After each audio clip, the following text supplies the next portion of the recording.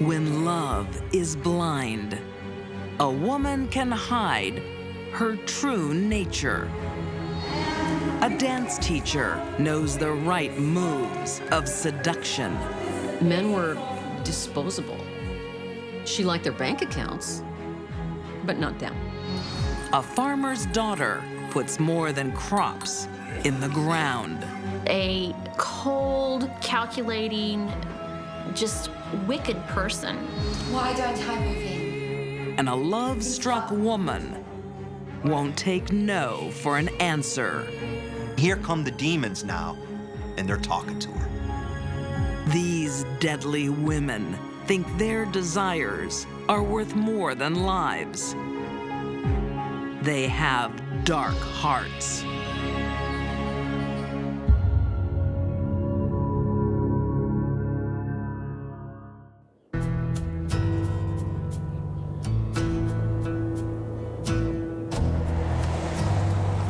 Grand Junction, Colorado. A peaceful rural town, but not on June 10th, 2008. 51-year-old Miriam Helck comes home to a nightmare.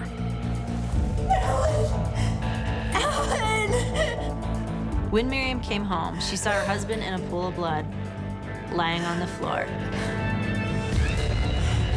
She called 911. There's been a robbery. I think my husband's dead. Nothing can be done for 62-year-old Alan. Alan was shot in the back of the head and left to die. And quick, slow. Quick, slow. Very good. This is a basic salsa. Just 3 years earlier, the couple meet on the dance floor. Ladies, you want to make this a little more feminine? You can exaggerate your hips.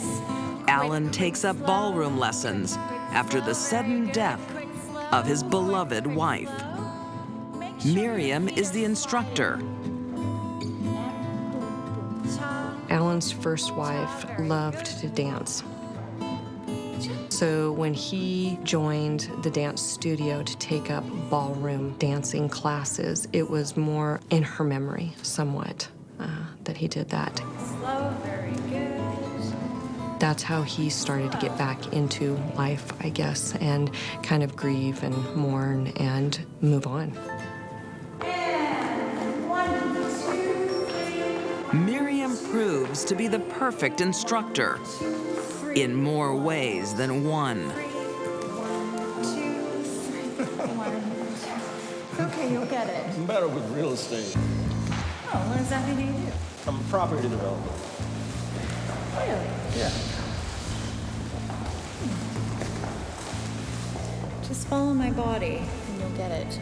She waltzes her way into Alan's heart.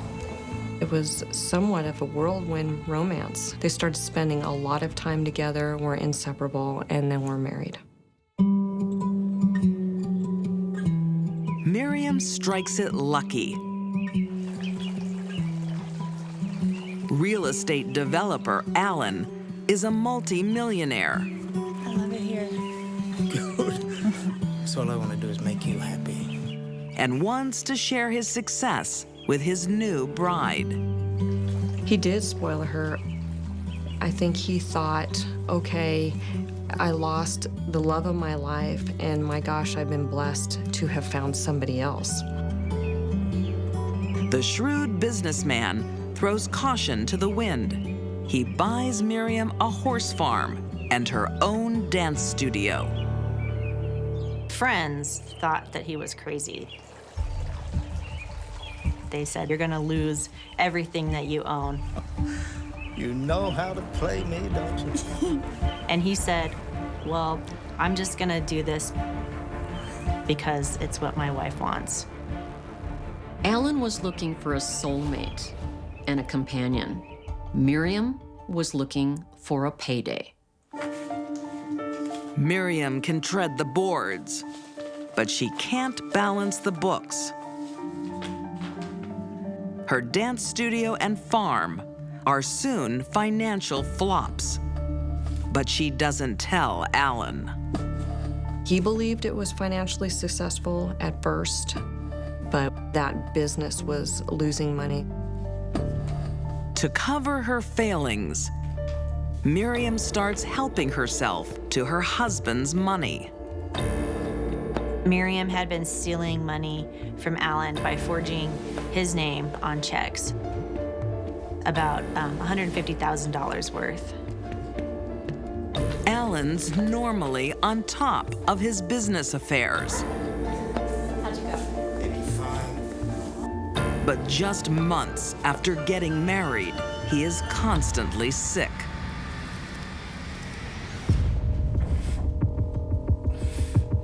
For a good 2-month span, he was not doing well. He was in bed a lot. He often felt dizzy. Alan's grown-up children are worried by his sudden downturn. His family and his friends tried to speak to Alan, but he was head over heels for her and really didn't listen. But Alan doesn't know his wife as well as he thinks. Stealing his money isn't Miriam's only secret. Questions surround the death of her first husband, Jack Giles, 5 years earlier. Miriam and her first husband, Jack, were laying in bed, and supposedly he killed himself with a gun. Shooting yourself in the head while your wife is lying next to you is odd enough. But the crime scene raises more suspicions. He was a left-handed person, yet the gun was in his right hand at the time. It just didn't appear to be a suicide to us, and we do not believe it was. Miriam's first husband's suicide is quite suspicious to me. It was probably murder, but when she got away with it, it emboldened her. By early 2008, Miriam controls Alan's money and his life. She isolates him from family and friends. Miriam always had his phone, would answer the calls, tell the people that Alan was not around or was too busy. But banks don't like being ignored. When Alan's accounts go into the red, demands for payment start flooding in. The bank was trying to contact Alan during the time his bank accounts had been depleted. Miriam realizes her fraud will soon be exposed. She needs a solution fast.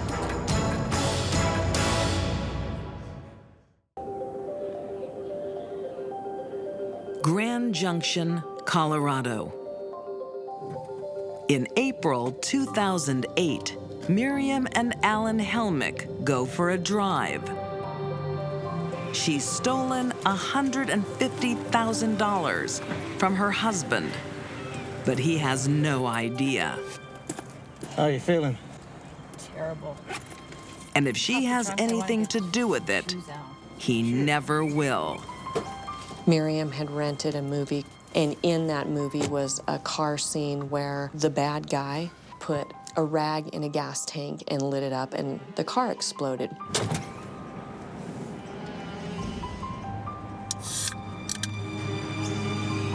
just be a minute.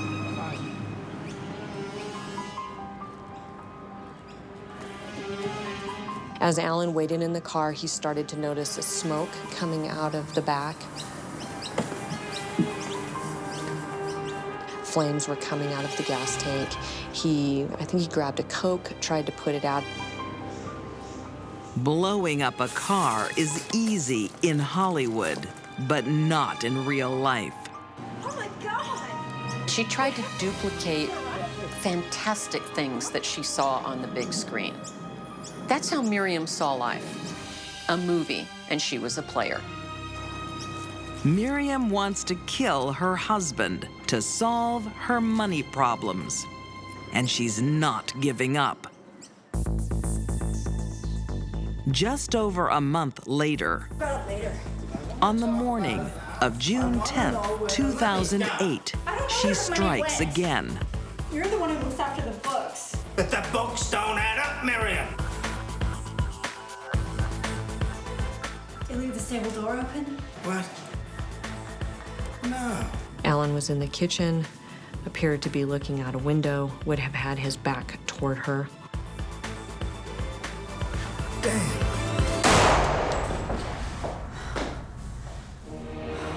She shot him in the back of the head.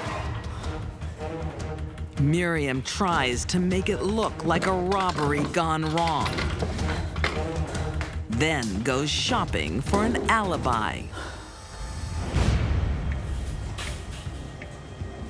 She was seen on video surveillance in several stores.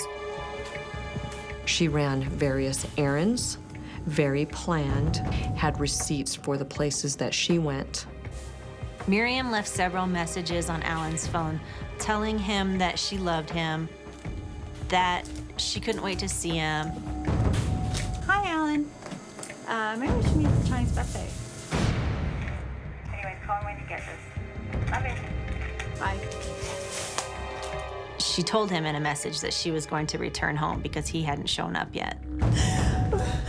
There's been a robbery. On her return home, Miriam plays the grieving widow. Miriam really thought, as most psychopaths do, that they're smarter than the police. But investigators aren't fooled. The crime scene is all wrong. They noticed right away that nothing had been stolen, and they were immediately suspicious that it was either a staged homicide or a staged suicide. Miriam comes up with a plan to prove there is a killer on the loose. Miriam had indicated that she was being stalked and was fearful that the same people that had killed Alan were now attempting to kill her. Miriam even shows police evidence of a killer. Inside the card is a handwritten note that said, "Alan was first, you're next, run, run, run." Oh my God! It's an unusual card, and police track down where it was bought and when. Security pulled their surveillance videos and found Miriam coming up to the register with the card, purchasing the card, and they were able to link the receipt for that card on that particular day to that video with the time with Miriam. Unwittingly, Miriam's just starred in her very own movie. Police plan to roll out the red carpet. Miriam's purchase of the card, the scene of the crime, the alienation, the missing money, everything began to point in the direction that Miriam was the killer of Alan Helck. The game's up. In December 2009, Miriam Helck is convicted of first-degree murder and sentenced to life and an additional 108 years for 14 counts of fraud. Miriam is cold, calculated, heartless. Somebody that took advantage of a very nice man and his family. Hi. There is love in Miriam Helck's dark heart, but it's for money, not men. She had everything she wanted. The dance studio, her horses. I think she just wanted all of that without Alan around. To Miriam, men were disposable. She liked their bank accounts, but not them.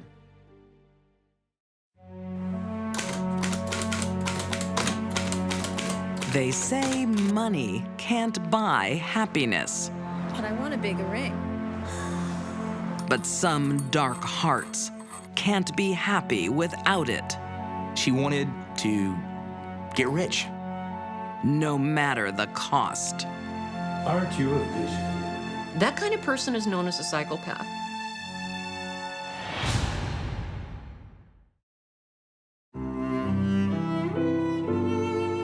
In Straitsville, Ohio, 1908, the daughter of a humble farmer is dressing for success. Clara Green is a 24-year-old ahead of her time. She had a high school degree, did graduate, and she also had 2 years of business college. The budding writer is priming herself for a life beyond the hay bales. She wanted to go to the city. She wanted money. She wanted to be a lady. She wanted to live a much better lifestyle than she'd had when she was growing up. For a female in 1908, the fastest track to riches is to become the woman behind the man. And Clara's childhood sweetheart, Robert Gibson, has all the right credentials. He was very well educated, became a teacher. He was a likable guy with a personality, outgoing personality, and it was easy to see why Clara would fall in love with him. Will you marry me? His marriage proposal is accepted on one condition. But I want a bigger ring. Clara and Robert were deeply in love, and they seemed to have a happy marriage. One day I'll buy you whatever you want. Things were going well between them, but she wanted money. She wanted a different life than what he was able to give her on a teacher's salary. France sold the territory of Missouri.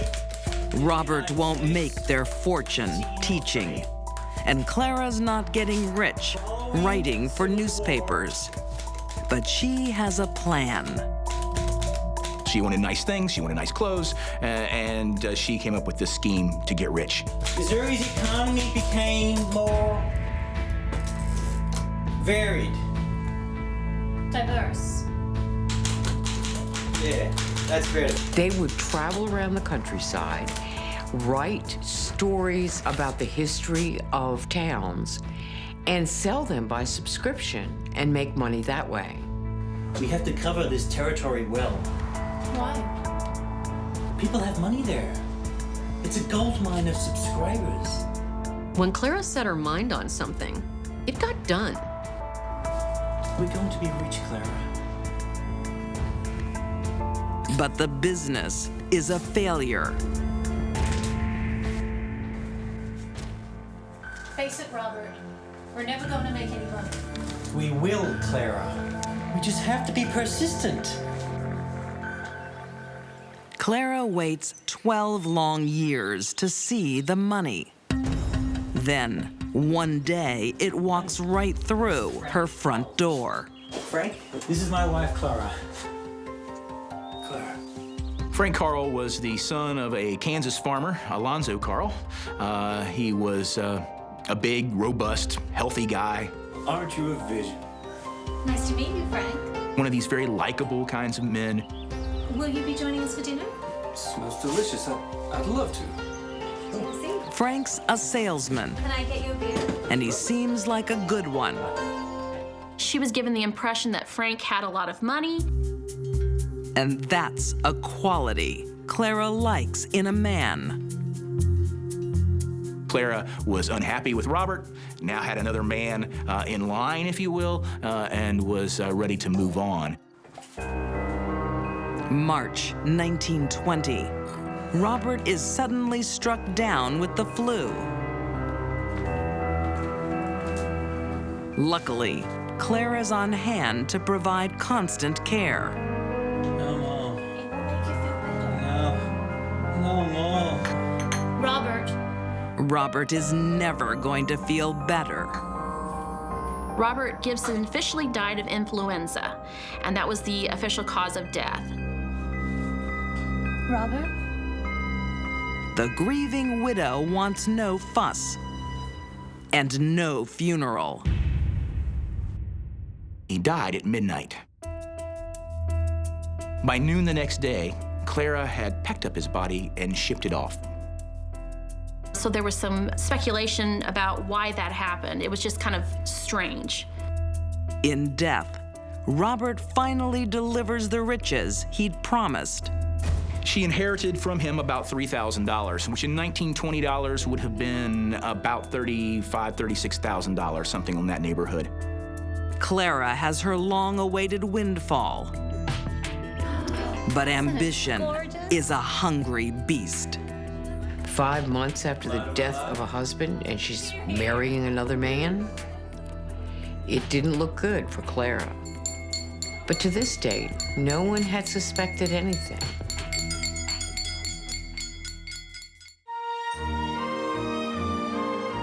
In Hancock County, Indiana, Isn't it gorgeous? Clara Gibson is not a typical grieving widow.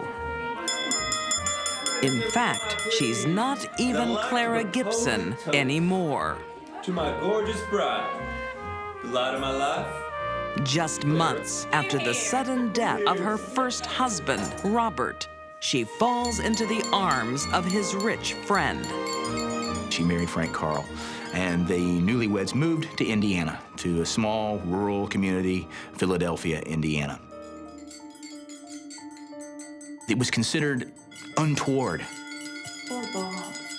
for someone to get married so quickly after having lost a husband. How long has it been? His bed is still warm.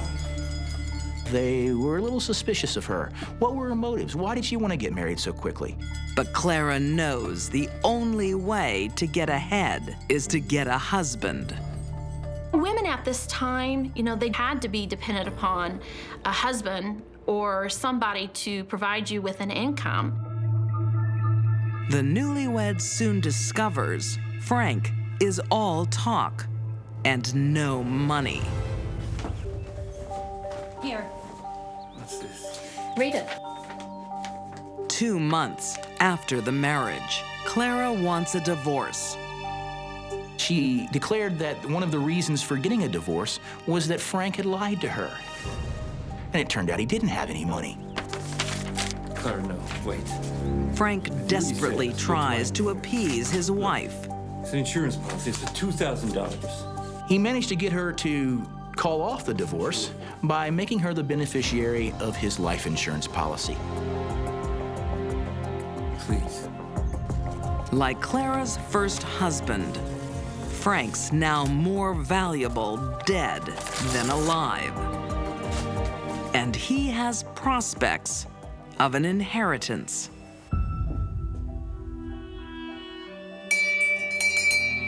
Frank invited his father, who was 85 years old, to come live with him so they could help care for him. Frank's elderly father, Alonzo, is wealthy. You're looking well. Fit as a fiddle.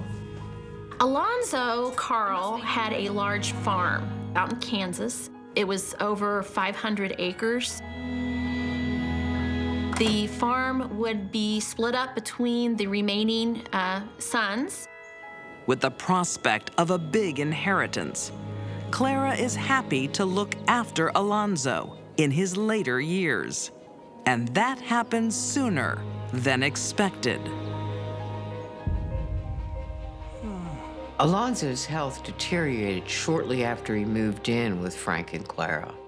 But no one really suspected anything because of his age. The caring wife is using her unique home remedy again. Got some more of that beef shin soup you love. The doctors couldn't figure out what was going on with him, why he was suddenly developed this mysterious illness.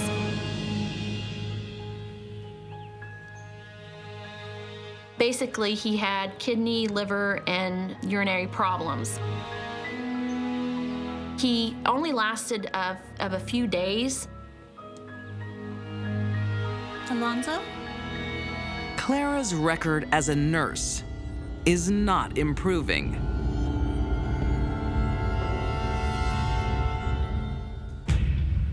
As Frank mourns his father, Clara is already counting the money. I'm afraid I have some bad news. She hoped to inherit the family farm back in Kansas, and then she would have access to that estate and to the money that it might bring. Frank, her father left everything to his stepson in Denver. What? But the joke was on Clara. Alonzo left all of his money to someone else. The irony gods were laughing that day.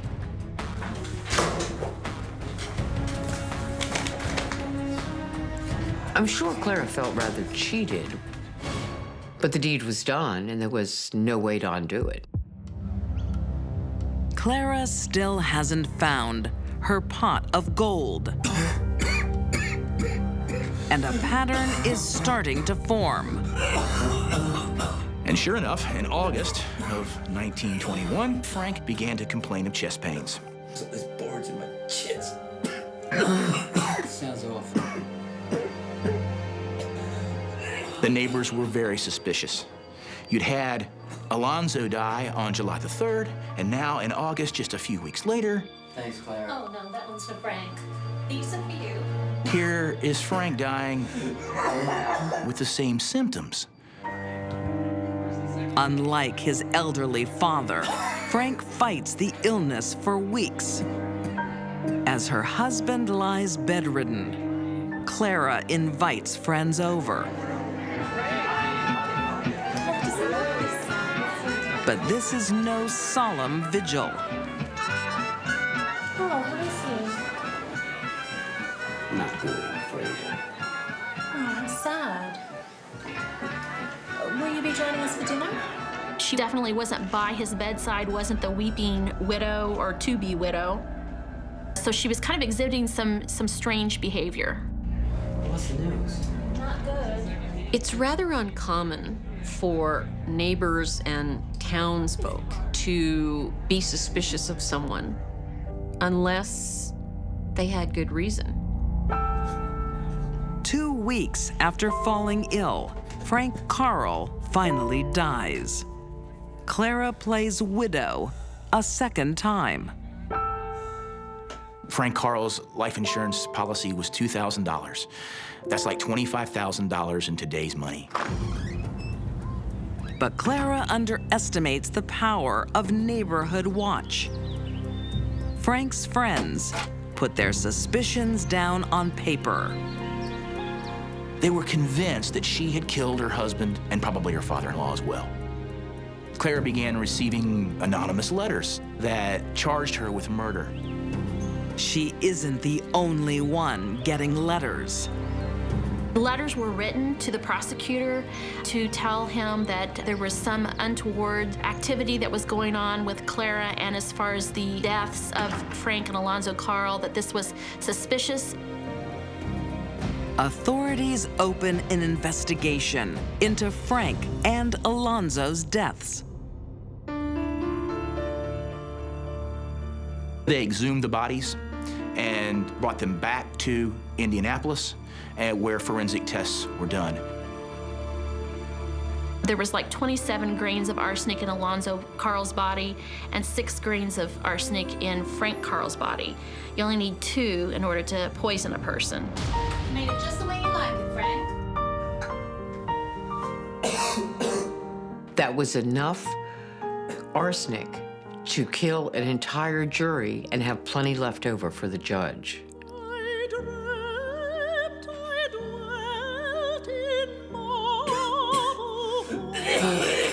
It takes a special kind of person to stand by and watch someone suffer, especially after they're the one that dished out the suffering.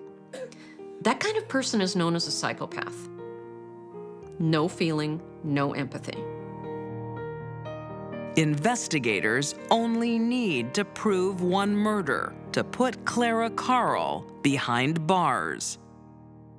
In 1922, she is tried and convicted of poisoning her second husband, Frank Carl. She is sentenced to life.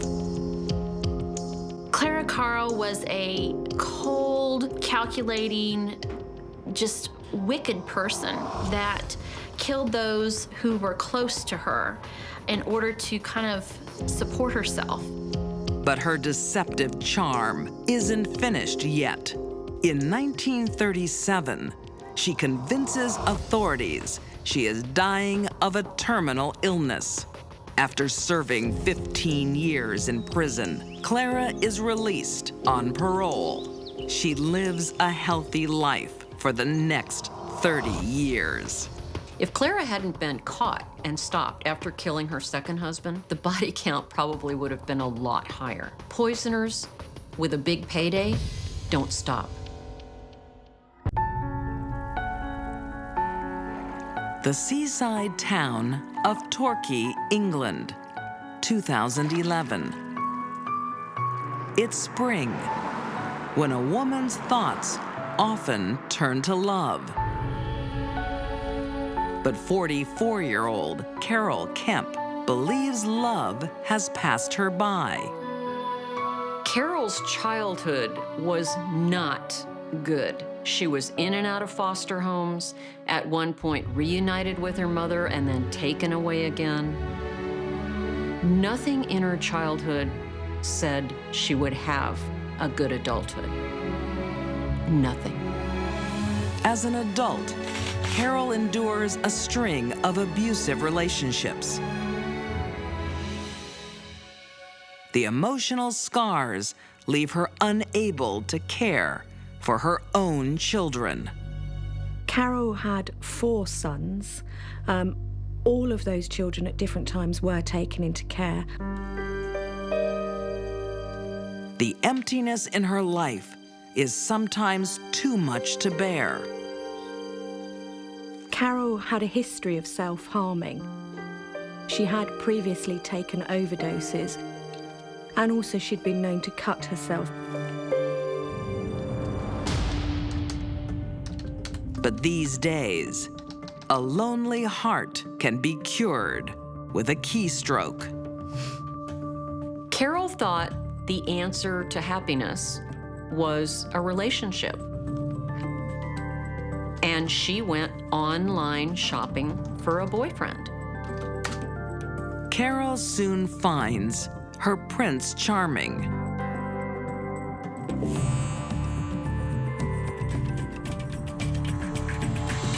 Martin Riesling was 44 years of age. He lived on Portland in Dorset. He worked as a laminator in a local firm. He worked there for many years. He's ticked almost every box on the path to happiness. Good friends, a steady job, a busy social life. All that's missing is that someone special. I just have to give up on that caper. Martin was a very cheerful, well-liked person. He was known for enjoying a glass of wine with his friends, his family, and he was very loved by his family. After flirting online for weeks, Martin agrees to meet Carol face to face. Here's cheers. To us. Okay, to us. She met Martin. She fell in love with Martin. I love Sunday roast. But it wasn't returned.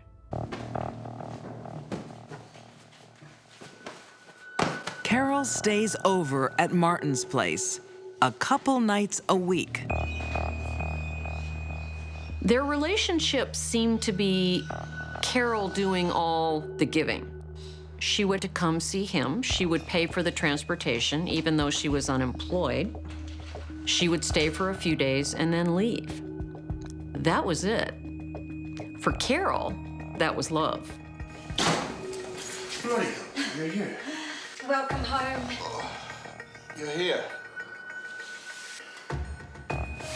But her smothering attention does not jibe with Martin's bachelor lifestyle. What have you done? Do you like it? Quite like it the way it was, actually. I was just trying to help. Come on, Karen, come on. He starts to glimpse another side to his sweetheart. Carol was a very fragile person for any man to be involved with.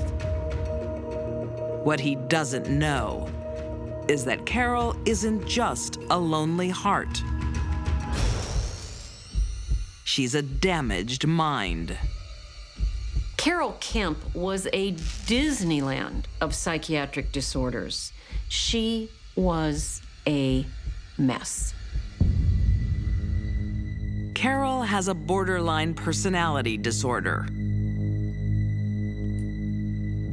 She's anxious and possessive, a fuse waiting to be lit. She suffered from very, very serious clinical depression and was put on antipsychotic medication.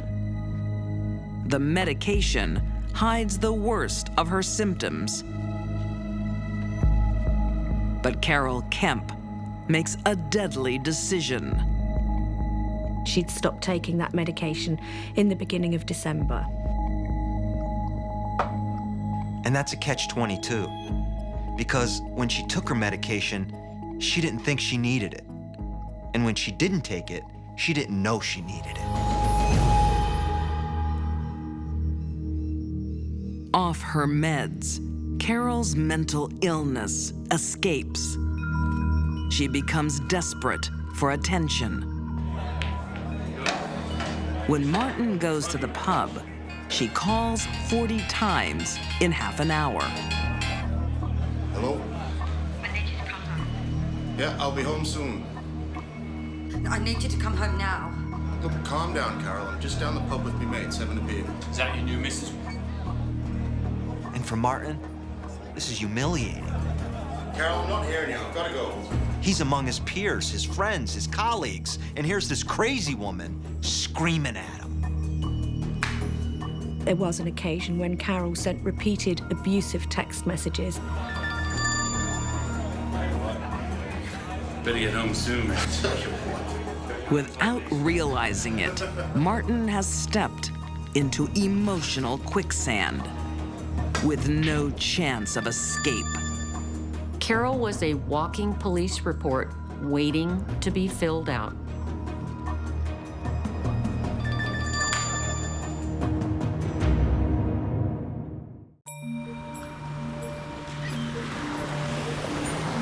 Christmas, 2011, in Dorset, England. Martin Rustling usually celebrates with his family. But this year, it's an intimate occasion with his new girlfriend, Carol Kemp. It isn't known how much Martin really knew about Carol's psychiatric problems and personal history. It's our first Christmas together. Just the two of us. He may have not known anything. Cheers. For the next 2 days, they celebrate by drinking heavily. On December 27th, emboldened by booze, Carol asks the question that's been on her mind since the day they met. Why don't I move in? We can start the new year together. There was a discussion during the course of the evening about whether or not Carol would be moving in with Martin. Look, I think we should slow everything down. But Carol doesn't get the answer she is looking for. God, you don't love me. Martin may not have loved Carol. You've been using me. No. But he was nice Come to on, her. Carol, that's not He fair. didn't want to hurt her. Carol, come on. Carol. He wanted to let her down gently. Come on. There's nothing gentle about Carol's reaction. Come on, hey. This was a crushing reality of a broken dream that was just too much for her to cope with. Carol, come on. She becomes overwhelmed. The rejection, she just can't take it anymore. And here come the demons now, and they're talking to her. They're telling her to act out a familiar scene. She picked up a knife and was intending on cutting her wrist. I'm gonna cut myself. He tried to stop her.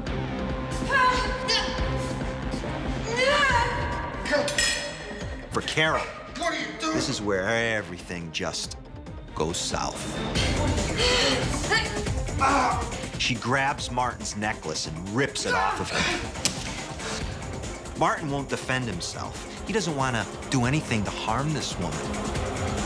Martin stops Carol harming herself, but she isn't the one in danger.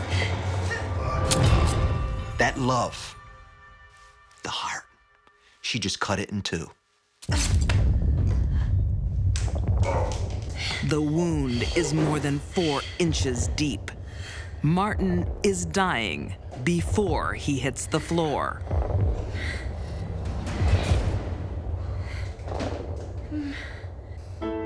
Carol doesn't run or hide. She calls the police. When officers attended at the scene, she refused to let them in. They therefore went to the windows to see what they could see. Carol was straddling Martin and kissing him on the lips. What does that tell us? That she was remorseful almost immediately. Police force their way in. Carol comes quietly. He's dead. All her rage spent in that one fatal blow. She says, I didn't mean to kill him. I didn't mean to hurt him. And you know what? I believe her. In May 2012, Carol Kemp is convicted of murder.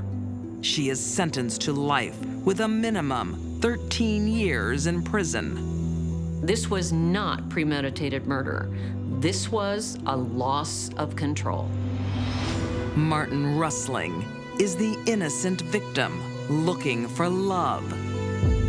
But Carol Kemp was one of life's victims long before they met.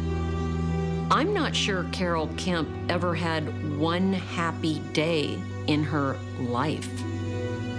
Carol's twisted thoughts spawned a dark heart that refused to take no for an answer. Possession, rejection, obsession. When you put those together with mental illness, it equals one thing: murder.